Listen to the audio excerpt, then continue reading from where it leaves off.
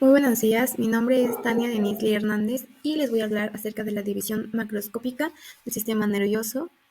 También vamos a hacer énfasis en el sistema nervioso autónomo y en la médula espinal y los segmentos medulares. Para empezar, el sistema nervioso se divide en el sistema nervioso central y sistema nervioso periférico. Dentro del sistema nervioso central tenemos al encéfalo y a la médula espinal.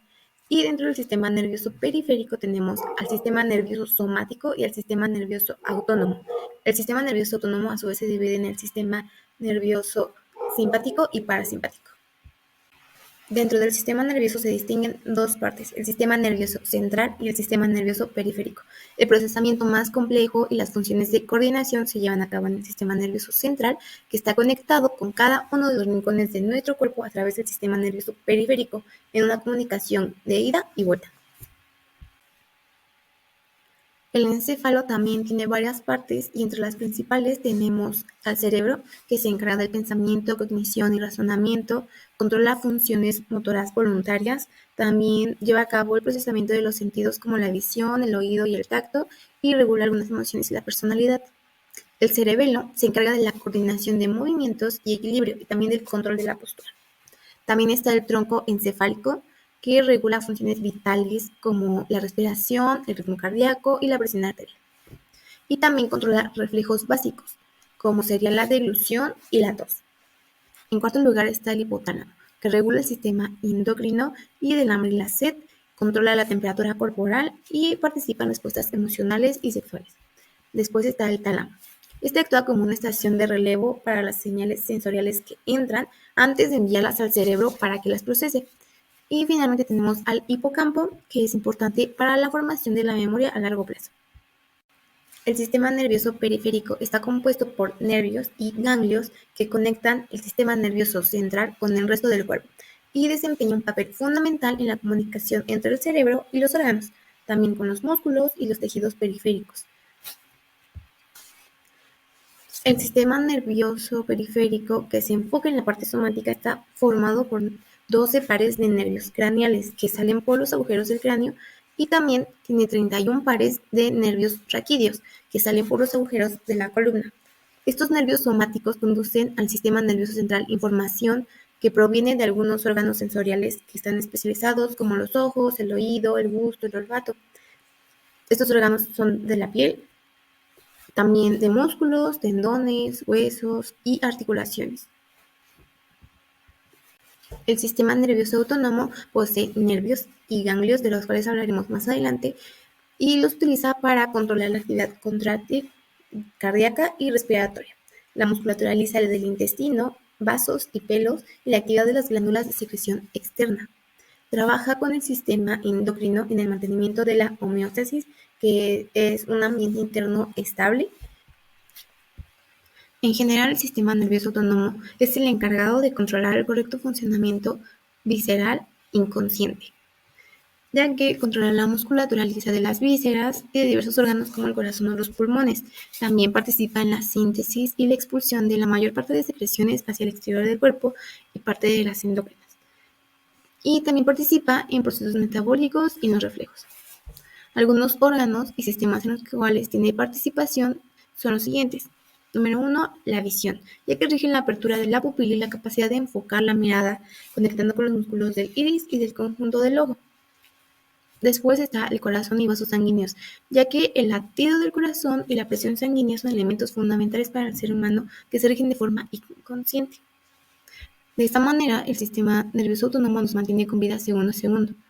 También en el caso de los pulmones, podemos controlar la respiración, pero el hecho de respirar de forma continua no es consciente, no estamos pensando todo el tiempo en eso. Entonces, pues este sistema se encarga de eso. Otra parte es el tubo digestivo, que a través de la alimentación el ser humano puede adquirir varios nutrientes que necesita el organismo para estar funcionando. Entonces, al comer, todo el proceso del tubo digestivo, en donde el alimento se transforma y adquiere componentes necesarios, pues están controlados por ese sistema. También los genitales, también, el acto sexual se realiza de forma consciente, pero procesos como erección y eyaculación son controlados por ese sistema.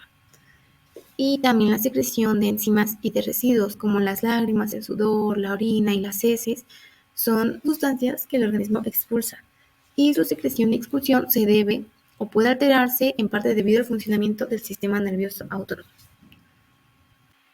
El sistema nervioso autónomo tiene dos divisiones anatómicas y funcionales. La primera es la simpática, que participa en la preparación del organismo para la acción y psicológicamente lo activa. Y la otra es la parasimpática, que tiene una función de conservación y reparación de las reservas y tejidos del organismo y actúa durante el reposo y es psicológicamente relajadora. La médula espinal forma parte del sistema nervioso central y es la comunicación con el sistema nervioso periférico. Está integrada por miles de millones de neuronas, las cuales sirven de enlace entre el medio externo y el medio interno con el sistema nervioso, lo que favorece en gran medida que nuestro organismo mantenga la homeostasis. Los segmentos en los que está dividida la médula espinal es el cervical, el dorsal, lumbar, sacro y el último sería el coxis. Las funciones de la médula espinal se dividen por regiones. Primero, la región cervical es la que controla el funcionamiento de los brazos, las manos y la respiración. Esta región va de las vértebras C1 a la C7. La región torácica controla el funcionamiento del tórax y del abdomen y va de la vértebra T1 a la T12. La región lumbar, que va de las vértebras L1 a L5, controla el funcionamiento de las piernas, las rodillas y los pies. Y por último, la región sacral, que va de la S1 a la C5, controla el funcionamiento de las piernas, los glúteos, los pies, el intestino, el riñón y el funcionamiento sexual.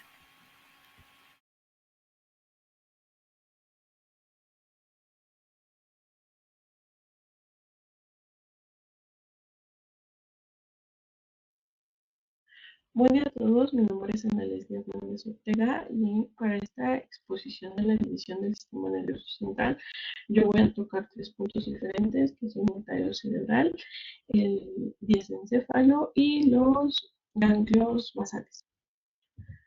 Para comenzar con el tallo cerebral, recordemos que el encéfalo se divide en 5 partes. De estas, 4 de ellas conforman el tronco encefálico. Este es el tronco sobre el que se asientan los hemisferios cerebrales y regulan actividades reflejas que son esenciales para la supervivencia, por ejemplo, frecuencia cardíaca y respiración. La primera de las estructuras que lo conforma es el mesencéfalo o bulbo raquídeo. Esta es la división que se encuentra más cerca de la médula y está compuesto por fascículos que transmiten señales entre el resto del encéfalo y el cuerpo. Contiene una formación reticular que se trata de una compleja red compuesta por 100 núcleos diminutos.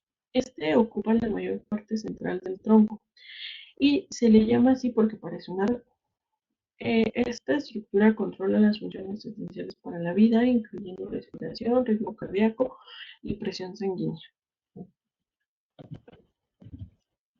La segunda estructura que lo compone es el metencéfalo, el que contiene el puente y el cerebelo. Sobre la superficie encontramos una protuberancia que produce sustancias químicas que ayudan a mantener nuestro ciclo de sueño y la vigilia. Este es conocido como el puente. Y este, como el bulbo raquídeo, también transmite mensajes a áreas superiores del cerebro o del encéfalo. El cerebelo se conoce como pequeño cerebro y es una estructura lobulada que se sitúa sobre la superficie dorsal del tronco. Solo constituye el 100% de la masa del encéfalo, pero contiene más de la mitad de las neuronas, por lo que una lesión en esta parte anula la capacidad de controlar con precisión movimientos y adaptación a cambios.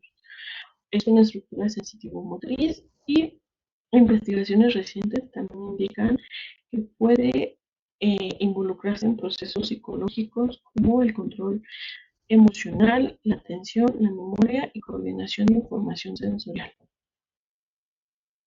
Enseguida de esta tenemos al mesencéfalo, que consta de 2 partes y es uno de los lugares del encéfalo en donde se registra el dolor. El primero es el tectum o techo, y este en los mamíferos incluye 2 pares de prominencias que se conocen como tubérculos cuadrigéminos, que son como pequeñas colinas. Al par posterior de este se le conoce como tubérculos cuadrigéminos inferiores y tiene una función auditiva, mientras que el par anterior se le denomina tubérculos cuadrigéminos superiores y tiene una función visual. La segunda parte de la estructura es el tegmentum y este tiene una formación reticular y fascículos que lo atraviesan. Además, contiene tres estructuras que son la sustancia gris periductal, la sustancia negra y el núcleo rojo. La última de las estructuras que lo componen es el diencéfalo, que contiene dos estructuras que son el tálamo y el hipotálamo. El tálamo es la región del prosencéfalo que representa y traduce mensajes provenientes de los receptores sensoriales, excepto los del olfato. Este está compuesto por dos lóbulos y cada lóbulo se asienta a uno de los lados del tercer ventrículo y aparte están unidos por una masa intermedia que atraviesa este ventrículo. En la superficie del tálamo podemos encontrar láminas blancas que están formadas por axones mielinizados. La segunda parte de esta estructura es el hipotálamo, que se localiza justo debajo del tálamo anterior. Es la región del prosencéfalo que regula la motivación y las respuestas emocionales que tenemos. Esta región lo hace eh, mediante la regulación de las hormonas por parte del hipófisis. Y esta es una glándula mucosa.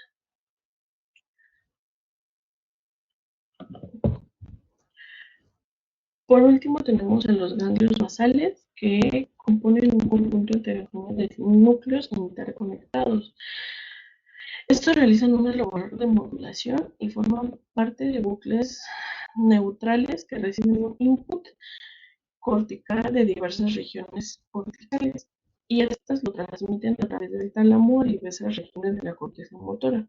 Esto quiere decir que ayudan a iniciar, suavizar movimientos musculares, suprimir los movimientos involuntarios y coordinar cambios de postura. Por mi parte sería todo, les agradezco mucho su atención. Hasta luego. Hola, mi nombre es Lisbeth y les voy a hablar acerca de las estructuras que conforman el sistema límbico y sus funciones, así como también de los límites de los lóbulos cerebrales y sus funciones. Primero vamos a hablar de la estructura del sistema límbico y sus funciones. Bueno, para empezar, ¿qué es el sistema límbico? El sistema límbico es un anillo de estructuras holgadamente conectadas entre el núcleo central y los hemisferios cerebrales. Sus principales componentes son el hipocampo, la amígdala, el tálamo, el hipotálamo, el lóbulo frontal y el bulbo olfativo. Desarrolla un papel central ante momentos de estrés coordinando e integrando el sistema nervioso. Se asocia con la expresión de las emociones primarias de miedo y cólera, así como de los impulsos básicos de hambre, sed y excitación sexual. La amígdala tiene que ver con expresiones de agresividad y emociones coléricas. El hipocampo, por su parte, se relaciona con la memoria, eh, con todo lo que sea de carácter emocional, juega un papel esencial en la formación de nuevos recuerdos. El hipotálamo interviene en nuestra forma de interpretar y expresar nuestras emociones, regula procesos homeostáticos como el hambre y la sed, así como la intensidad del apetito sexual. El tálamo es como una estación de relevo. Casi toda la información sensorial de las partes inferiores del sistema nervioso central pasa a través de él en camino a niveles superiores del encéfalo.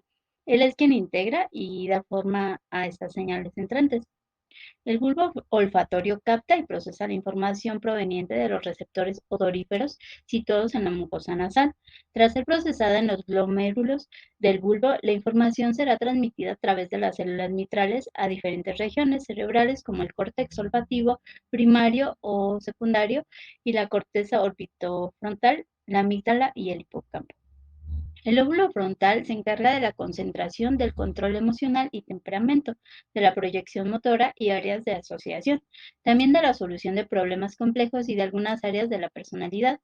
El sistema límbico interactúa constantemente con la corteza cerebral, particularmente con los lóbulos frontales. Estos se encargan de interpretar y modular las emociones tratando de dar una respuesta racional, lo cual no siempre se logra. En situaciones de emergencia, el sistema límbico actúa más rápido que la corteza y es por eso que podemos hacer cosas sin pensar, como por ejemplo cuando nos lanzamos a salvar a alguien que vemos que se está ahogando, aunque nosotros tampoco sepamos nada, sin pensar en las consecuencias. Ahora les voy a platicar acerca de los límites de los lóbulos cerebrales y sus funciones. Para ello vamos a hablar de la corteza cerebral, la cual es una capa formada por materia gris. A simple vista se puede ver gran cantidad de giros, protuberancias y circunvoluciones. Esta extraña disposición permite aumentar el área de la corteza cerebral disponible dentro de nuestro cráneo. Las circunvoluciones están delimitadas por surcos o cisuras cerebrales. Aquellas fisuras que son especialmente profundas son denominadas fisuras. El córtex se divide en dos hemisferios, el hemisferio derecho e izquierdo. Se encuentran separados por la fisura interhemisférica o longitudinal y unidos por una estructura llamada cuerpo calloso, que permite la transmisión de información entre ambos hemisferios. Cada hemisferio, a su vez, está dividido en 4 lóbulos, delimitados por 4 cisuras cerebrales: la cisura central o de Rolando, cisura lateral o de Silvio, cisura parieto-occipital y la cisura singular. Las áreas de la corteza cerebral que quedan entre estas cisuras son lo que conocemos como lóbulos. El lóbulo frontal es el más grande de la corteza cerebral. Se extiende desde la parte anterior hasta la fisura de Rolando. Es el centro de mando y control del cerebro humano. Está íntimamente relacionado con las funciones ejecutivas, en la planificación, el razonamiento y la resolución de problemas, el juicio y control de impulsos, así como la regulación de emociones, como la empatía, la generosidad y la conducta. El lóbulo temporal queda separado de los lóbulos frontal y parietal por la cisura de Silvio y los límites del lóbulo occipital. Se encuentra situado en los laterales derecho e izquierdo del cerebro. Interviene en el procesamiento auditivo y del lenguaje. También está implicado en las funciones de memoria y en la gestión de emociones. El lóbulo parietal ocupa el área comprendida entre la cisura de Rolando y la parte superior de la cisura parieto-occipital. Está encargado de la integración de la información sensorial, contribuye al procesamiento del dolor y del tacto, entre otras importantes funciones. El lóbulo occipital está delimitado por los extremos posteriores de los lóbulos parietal y temporal. Se ocupa principalmente de la visión. Analiza aspectos como la forma, el color y el movimiento para interpretar y sacar conclusiones de las imágenes visuales. A nombre de los integrantes de nuestro equipo les doy las gracias y espero que les haya gustado nuestra presentación. Hasta pronto.